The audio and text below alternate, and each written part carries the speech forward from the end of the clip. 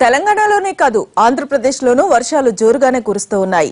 ఉత్తరాంధ్ర మొదలుకొని కోస్తా తీరంలో జోరుగా వానలు కురుస్తూ ఉన్నాయి. దీంతో వాగులు వంకలు పొంగి రైల్వే లైన్లు, పంట పొలాలు, ఇళ్లు దెబ్బతింటూ ఉన్నాయి. కుండపోతకు జనజీవనం అస్తవ్యస్తమైంది. గుంటూరు, ప్రకాశం, నెల్లూరు జిల్లాల్లో వందలాది గ్రామాల్లో వర్షం బీభత్సం సృష్టించింది. భారీ వర్షాలకు తోడు విద్యుత్ సరఫరా నిలిచిపోవడంతో ఊళ్లన్నీ గాఢాంధకారంలో చిక్కుకున్నాయి.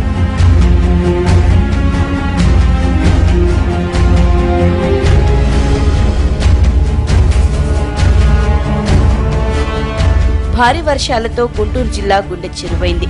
వాగుల వెంబడి నీట మునిగి నేలవాలిన పంటలు, కోతకు గురైన రోడ్లు, ఇసుక మేటలు, దెబ్బతిన ఇళ్లు, ఇలా ఎటు చూసినా జలబీభత్సమే కనిపిస్తోంది. దాచపల్లి ప్రాంతంలో సీఎం చంద్రబాబు ఏరియల్ సర్వే నిర్వహించారు.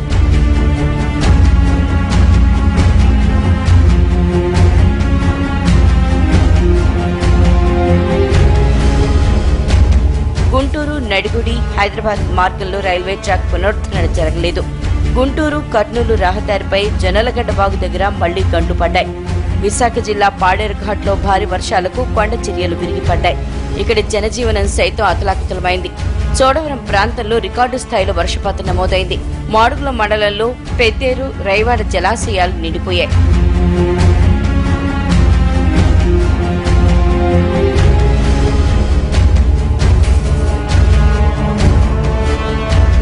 కృష్ణా జిల్లాలోనూ జలజీవనమే కనిపించింది. లింగాల రహదారిపై మున్నేరు వరద ప్రవహిస్తోంది. ముఖ్యాల ప్రాంతంలో పత్తి, మిరపతో సహా ఇతర వాణిజ్య పంటలు దెబ్బతిన్నాయి. మచిలీపట్నం, ఘంటసాల, పెనడ, కృత్తివెన్ను ప్రాంతాల్లోని కాల్వల్లో వరద ఉధృతి కొనసాగుతోంది. పులిచింతల జలాశయం నుంచి ప్రకాశం బ్యారేజ్కి నీరు విడుదల చేయడంతో ఎగువ గ్రామాల్లో వరద నీరు పోటెత్తుతోంది.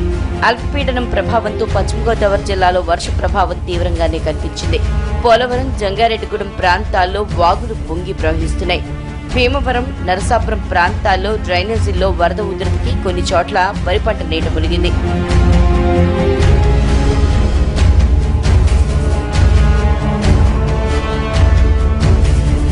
మరికొన్ని రోజులు వర్షాలు కొనసాగే అవకాశం ఉందన్న వాతావరణ శాఖ హెచ్చరికలతో ప్రజలు, అధికార యంత్రాంగం అప్రమత్తమైంది.